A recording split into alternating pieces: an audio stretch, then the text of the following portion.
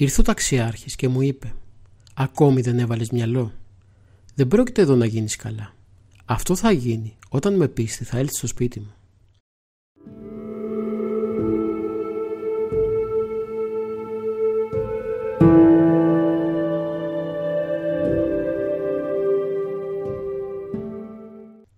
Ο καιρός σκεπτικός, μελαγχολικός, συννεφιασμένος. Πότε στάλες ψηλής βροχής συνεπλήρωναν το όλο σκηνικό της ακατάστασης αυτής της ημέρας, της Δευτέρας Μαΐου του 1987 και παραμονής της παλαισβιακής πανήγυρης του Αρχάγγελου Μιχαήλ Μανταμάδου. Οι χριστιανοί από όλο το νησί, αψηφώντας τις κακές καιρικές συνθήκες, με τα πόδια, μικρά πολύχρωμα ανθρώπινα αριάκια, έτρεχαν προς τη θάλασσα αυτής της ελπίδας, στον ταξιάρχη Μανταμάδου, οδηγούμενοι θαρείς κάθε χρόνο τις ημέρες αυτές από κάποιο αστέρι μαγικό, όμοιο με αυτό που οδήγησε τους μάγους προς τη Φάτνη. Από όλο το βορειοδυτικό μέρος του νησιού μας, για να έλθουν οι προσκυνητές με τα πόδια στον ταξιάρχη Μανταμάδου, θα πρέπει να περάσουν απαραίτητος μέσα από την Κομμόπολη της Αγίας Παρασκευής, 12 χιλιόμετρα απόσταση από το Μανταμάδο. Εκεί ξεκουράζονται για λίγο και με νέες δυνάμεις συνεχίζουν την οδηπορία τους προς τον ταξιάρχη. Στο κέντρο του χωρίου αυτού έχει το καφενείο το Πλάτων Κούτρος. Από την Παρασκευή μέχρι τα ξημερώματα της Κυριακής, η μέρα της πανήγυρης του προσκυνήματος, το καφενείο του κύριου Κούτρου ήταν γεμάτο από τους οδηπόρους προσκυνητές. Τους έβλεπε αυτός και προβληματιζόταν. Είναι δυνατόν να υπάρχουν τόσοι άνθρωποι ακόμα που να πιστεύουν τόσο δυνατά, ώστε να διανύουν τέτοιες αποστάσεις με τα πόδια για να πάνε να προσκυνήσουν τον ταξιάρχη, έλεγε. Όταν δε είδε δύο άνδρες να έχουν στην πλάτη τους από ένα αρνί, τάμα προς τον ταξιάρχη, δεν άντεξε και τους πείραξε. Για δες μωρέ μυαλό που έχουν μερικοί άνθρωποι, να σηκώνουν με την πλάτη αρνιά για να τα πάνε τόσο δρόμο στον ταξιάρχη. Τρώει ο ταξιάρχης αρνιά και γέλασε. Οι ώρες κυλούσαν και όσο πλησιάζει το σώρουπο της παραμονής της πανήγυρης, τόσο οι προσκυνητές επλήθυναν και ο κεντρικός δρόμος της Κομμόπολης της Αγίας Παρασκευής γέμιζε από αυτούς, όπου άλλοι σταματούσαν να ξεκουραστούν και άλλοι πάλι συνέχισαν το δρόμο τους χωρίς ανάπαυλα. Η σύζυγος του κυρίου Κούτρου, που και αυτή βρισκόταν στο καφενείο και βοηθούσε τον σύζυγό της στην πολλή δουλειά που είχε αυτές τις ώρες, του είπε: «Μου είχες υποσχεθεί, Πλάτων, ότι θα με πήγαινε στην παραμονή το βράδυ στο ταξιάρχη με το αυτοκίνητο να ανάψουμε ένα κερί. Τι λες, θα πάμε?» Και εκείνος της απάντησε: «Δεν βλέπεις, βρε γυναίκα, τι δουλειά έχει το μαγαζί. Θα αφήσουμε τώρα τη δουλειά για να τρέχουμε στον ταξιάρχη». Και λέγοντας αυτά, βγήκε έξω από το καφενείο για να πάρει τις παραγγελίες των πελατών προσκυνητών. Η σύζυγός του όμως στεναχωρέθηκε με το φέρσιμο του αυτού και μετά από λίγο τον άφησε μόνο του στη δουλειά και πήγε στο σπίτι της. Ήταν πια περασμένα μεσάνυχτα και η κίνηση των προσκυνητών δεν έλεγε να σταματήσει. Κατά τις 1:30 μετά τα μεσάνυχτα έφτασε η τελευταία παρέα προσκυνητών και κάθισε στα καθίσματα έξω από το καφενείο του κυρίου Κούτρου. Στην παρέα αυτή υπήρχαν και γνωστοί του, που προθυμοποιήθηκε να τους κεράσει. Τότε του ήλθε η σκέψη να δώσει χρήματα σε έναν από αυτούς για να του ανάψουν ένα κερί στο ταξιάρχη.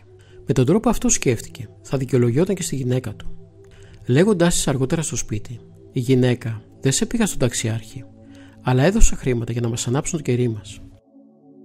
Βγήκε από το καφενείο και την προσοχή του την τράβηξε κάποιος άνδρας που καθόταν κοντά σε μια γνωστή του κοπέλα από την Καλονή. Σκέφτηκε ότι θα τη συνόδευε στο Μανταμάδο και χωρίς καθυστέρηση απευθύνθηκε προς αυτόν και τον ρώτησε: «Πάτε κι εσείς στο Μανταμάδο?» «Ναι», του απάντησε αυτός. «Πάρτε αυτά τα χρήματα και ανάψτε και ένα κερί για μας». Ο άγνωστος άνδρας όμως του πέταξε τα χρήματα πίσω και του λέει: «Εσύ θα το ανάψεις». Ο κύριος Κούτρος του χαμογέλασε και αφού μάζεψε τα χρήματα από κάτω, του τα ξαναέδωσε πίσω λέγοντάς του: «Εγώ δεν πρόκειται να πάω. Είμαι πολύ κουρασμένος. Είμαι εγώ τώρα για τέτοια». Ο άγνωστος άνδρας όμως απόθυσε το χέρι του κυρίου Κούτρου που κρατούσε τα χρήματα και του επανέλαβε την ίδια φράση: «Εσύ θα το ανάψεις». Αυτός, βλέποντας την επίμονη άρνησή του, έβαλε τα χρήματα στην τσέπη του και του είπε γελώντας: «Καλά, κέρδος έχουμε», και μπήκε πάλι στο καφενείο. Όμως το όλο παρουσιαστικό και η συμπεριφορά του άγνωστου άνδρα του έκανε μεγάλη εντύπωση. Ποιος να είναι αυτός που μου συμπεριφέρθηκε έτσι, σαν να με διέταζε? Δεν άδεξε για πολύ και βγήκε πάλι έξω να μάθει για να ικανοποιήσει την περιέργειά του. Ο άγνωστος όμως δεν ήταν εκεί. Το κάθισμά του ήταν άδειο. Τον αναζήτησε με τη ματιά του σε όλη την παρέα, αλλά πουθενά. Πλησίασε έτσι τη γνωστή του κοπέλα και τη ρώτησε: «Πού είναι αυτός ο άνδρας που σε συνοδεύει?» Και εκείνη του απάντησε: «Δεν με συνοδεύει κανείς. Μα αυτός που καθόταν δίπλα σου, που του έδωσε τα χρήματα να μου ανάψει ένα κερί στον ταξιάρχη και δεν δέχτηκε, πού είναι?» της εξήγησε ο κύριος Κούτρος. «Μα πότε?» του απάντησε η γνωστή του. Δεν πήρα είδηση πότε έγινε αυτό, πού καθόταν και πώς ήταν. Ο κύριος Κούτρος την κοίταξε στα μάτια και διέκρινε την έκπληξη και την απορία της. Και κατάλαβε πως του λέει αλήθεια. Κοίταξε και πάλι το άδειο κάθισμα που πριν από λίγο καθόταν ο άγνωστος και στρεφόμενος πάλι προς την κοπέλα της είπε: «Άστο, ξέχασε το», και προχώρησε πίσω προς το καφενείο. Σε λίγο και ο τελευταίος προσκυνητής έφυγε. Ο κύριος Κούτρος τους έβλεπε να χάνονται στη στροφή. Και ξαφνικά έμεινε μόνος, εντελώς μόνος. Η εικόνα του άγνωστου του ήλθε ολοζώντανη στη μνήμη του. Λες να ήταν σημάδι του ταξιάρχη αυτό, και να θέλει να πάω ο ίδιος να το ανάψει το κερί, σκέφτηκε. Αλλά αμέσως γέλασε. Για δες που αρχίζω να σκέπτομαι κι εγώ σαν αυτούς, μονολόγησε δυνατά, και εννοούσε τους προσκυνητές. Κοίταξε το ρολόι του. Ήταν περασμένες 2 το πρωί. Άφησε τις σκέψεις του και βάλθηκε να τακτοποιήσει το καφενείο για να είναι έτοιμο το πρωί. Μάζεψε τα ποτήρια από τα τραπέζια και πήρε τη σκούπα να σκουπίσει. Και τότε ένας φοβερός αέρας, ένα βόητο, πέταξε μακριά τη σκούπα από τα χέρια του, και όλα τα καθίσματα μαζεύτηκαν σε ένα σωρό με πάταγο. Ο ίδιος έπεσε κάτω. Ένιωθε το σώμα του να πονάει. Οι αφόρητοι πόνοι παρέλυαν όλα του τα μέλη. Φώναξε δυνατά και έχασε τον έλεγχο των αισθήσεων του. Από τη στιγμή αυτή και έπειτα δεν θυμάται τίποτα. Μόνο έντονο το συναίσθημα του πόνου σε όλο το σώμα. Τη συνέχεια μας την αφηγεί τη γυναίκα του. Ήταν πολύ αργά, μας λέει, και χτύπησε η πόρτα του σπιτιού μας. Ποιος να είναι, σκέφτηκα. Ο άνδρας μου έχει κλειδί. Ποιος είναι, ρώτησα. Εγώ, απάντησε μια φωνή που έμοιαζε του ανδρός μου. Εσύ είσαι Πλάτων, ξαναρώτησα να βεβαιωθώ. Ναι, άνοιξέ μου, ακούστηκε σβησμένη φωνή του. Έτρεξα γρήγορα και του άνοιξα. Μόλις μπήκε στην αυλή μου είπε: «Πήγαινε κλείσει το μαγαζί, γιατί εγώ σήμερα επέφερα πολλά δεινά». «Από ποιον?» ρώτησα. «Από τον ταξιάρχη», μου είπε. Και λέγοντας αυτά, σωριάστηκε στην αυλή παράλυτος και άφωνος. Έχασα τελείως τη φωνή του. Έτρεξα γρήγορα στους δικούς μου και φέραμε γιατρό. Ο γιατρός του έκαμε 2 ενέσεις και μας είπε να τον πάμε αμέσως στο νοσοκομείο στη Μυτιλήνη, γιατί υποπτευόταν εγκεφαλικό. Αμέσως πήραμε το ταξί και ξεκινήσαμε. Σε όλο το δρόμο ο Πλάτων βογγούσε από τους πόνους, αλλά δεν επικοινωνούσε με το περιβάλλον του και δεν μπορούσε να αρθρώσει ούτε λέξη. Στα μισά του δρόμου ήλθε η φωνή και με ρώτησε: «Πού πάμε?» «Στο νοσοκομείο», του απάντησα. Στρίψτε τώρα», είπε. «Πηγαίνετε με στο ταξιάρχη, στο Μανταμάδο». Και αμέσως πάλι περιήλθε στην πρώτερα κατάσταση. Φτάσαμε μετά από λίγο στο νοσοκομείο και οι γιατροί, αφού τον εξέτασαν, μας είπαν: «Δεν μας φαίνεται για εγκεφαλικό. Κάποια άλλη αιτία είναι. Θα τον βάλουμε τώρα σε κρεβάτι και σε ορούς.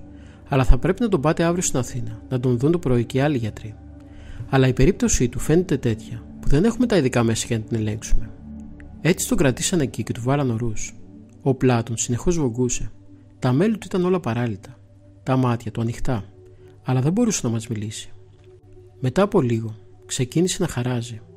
Όλοι μας ήμασταν γύρω από το κρεβάτι του και προσπαθούσαμε μήπως δούμε κάτι που θα μας έδινε ελπίδες. Όταν ο Πλάτων ξαφνικά άνοιξε διάπλατα τα μάτια του και με κοίταξε με απορία μαζί με αγωνία και με ρώτησε: «Πού είμαστε?» «Στο νοσοκομείο», του απάντησα. «Δεν σου είπα να με πάτε στο ταξιάρχη?» «Θα σε πάμε», του είπα. «Κάτσε να γίνεις λίγο καλά και θα σε πάμε». «Αν δεν με πάτε στον ταξιάρχη θα πεθάνω», της λέει. Και λέγοντας αυτά, μαζί με τη φωνή του, χάνηκε το φως του. Βλέποντας εγώ αυτό, δεν έχασα τον καιρό μου. Έβγαλα γρήγορα τους ορούς και με τη βοήθεια της οικογένειάς μου το μεταφέραμε σε ταξί και κατευθείαν στον ταξιάρχη στο Μανταμάδο. Φτάσαμε στον ταξιάρχη, αλλά μας ήταν αδύνατο να μπούμε στην εκκλησία από τις χιλιάδες των προσκυνητών που καθόντουσαν υπομονετικά στην πελαιώρια σειρά αναμονής. Μιλήσαμε στα όργανα της τάξεως και εκείνα, βλέποντας να κρατάμε σηκωτό τον Πλάτωνα και παράλυτο, και αυτόν δεν να μου κρίζει από τους πόνους. Μας έκαναν χώρο, και από το μέσον του ναού που βρισκόντουσαν οι επίσημοι, με κόπο, έπειτα από πολλή ώρα, φτάσαμε μπρος στην εικόνα του Αρχάγγελου. Αφήσαμε κάτω τον Πλάτωνα, τύφλο, βουβό και παράλυτο. Σε λίγο άρχισε μεγάλη είσοδος. Τη στιγμή ακριβώς που ο αρχιερεύς έπαιρνε το Άγιο Δισκάριο από το διάκονο και άρχισε να δέεται περί των προσκυνητών. Βλέπουμε τον Πλάτωνα να κάνει μια προσπάθεια. Σηκώνεται επάνω, ορμάζει την εικόνα του Αρχαγγέλου και κάνοντας το σταυρό του φωνάζει: Βλέπω ταξιάρχη μου». Έτρεξα αμέσως κοντά του.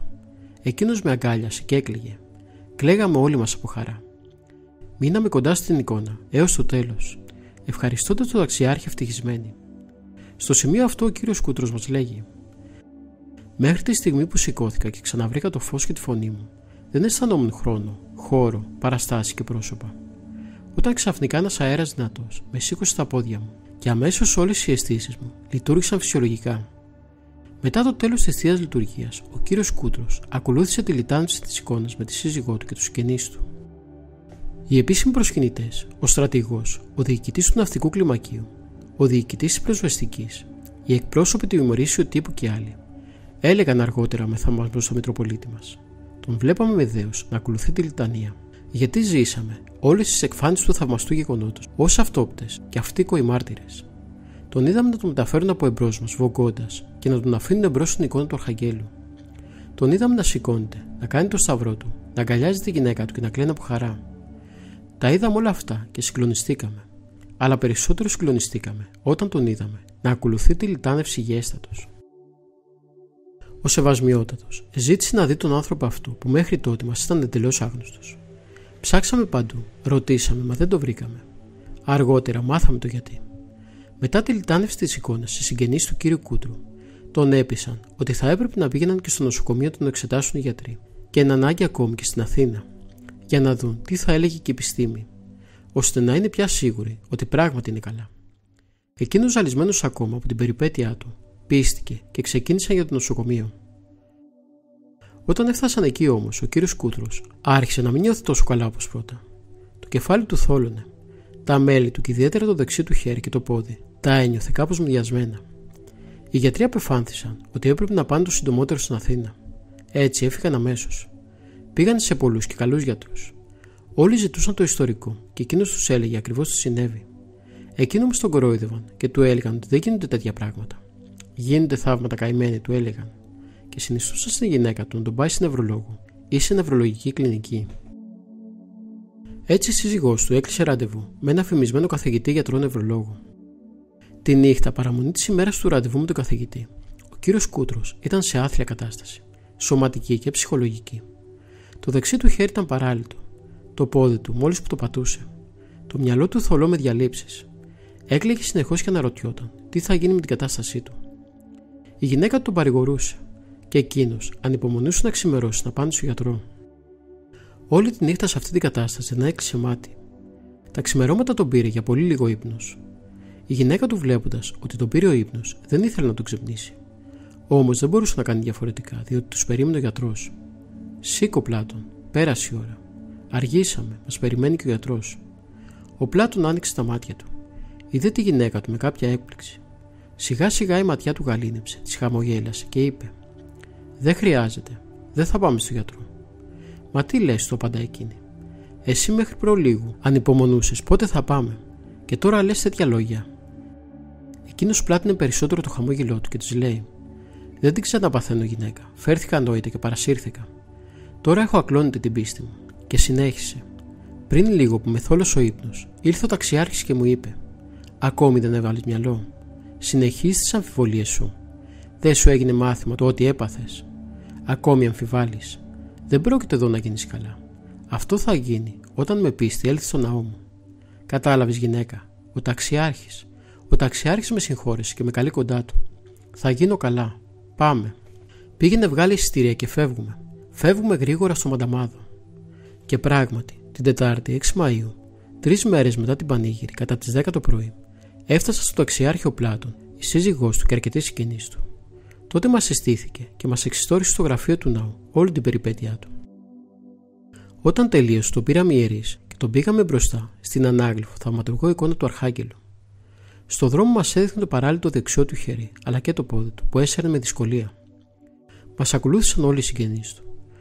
Του βάλαμε ένα κάθισμα να καθίσει και στο δεξί του χέρι του στερεώσαμε μία λαμπάδα.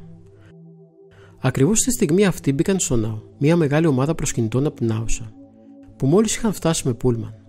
Περιμέναμε για λίγο να ανάψουν το κερί τους και έπειτα τους είπαμε με λίγα λόγια τη θαυμαστή ενέργεια του Αρχάγγελου που έγινε την ημέρα της πανήγυρης επί του κυρίου Κούτρου, και τους ζητήσαμε να συμμετάσχουν στην παράκληση που ετοιμαζόμασταν να ψάλουμε υπέρ του κυρίου Κούτρου και να συμπροσευχηθούν μαζί μας αν θέλανε. Έτσι γονατίσαμε όλοι και αρχίσαμε να ψάλουμε την παράκληση των Αρχαγγέλων. Ο κύριος Κούτρος έκανε το σταυρό του με το αριστερό του χέρι, διότι δεν μπορούσε να κινήσει το δεξί.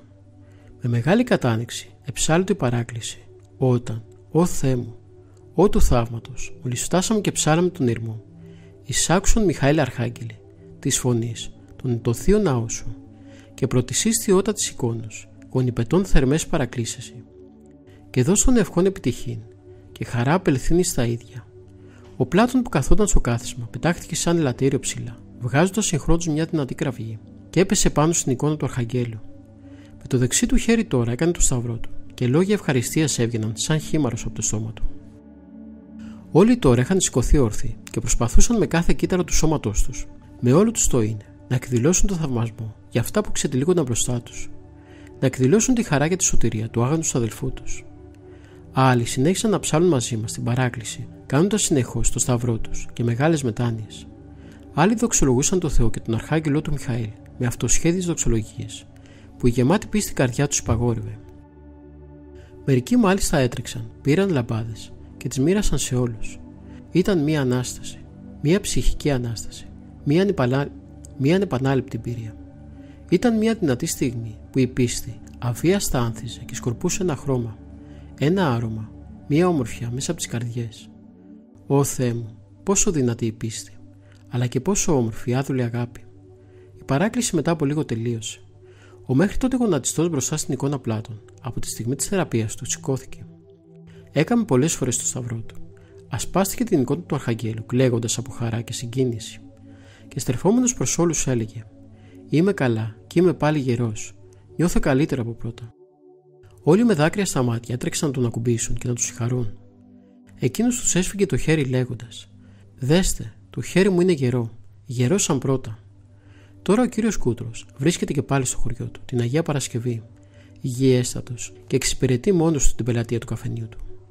Με μία διαφορά, τώρα πια δεν έχει αμφιβολίες. Τώρα είναι ο πιο θερμός κηρύκας της Εκκλησίας του Χριστού. Πολλές περιπέπτωκα συμφορές και ενώσεις ποικίλες εκ πολλών αμαρτιών. Διό Μιχαήλ ο Ταξιάρχης και Γαβρίλ με πασόν τούτον ρίσαστε. Του πρωτοπρεσβυτέρου Ευστρατείου Δήσου. Από το βιβλίο «Το ιστορικό και τα θαύματα του Ταξιάρχη Μανταμάδο», τόμος Α, Μυτιλήνη, 1988.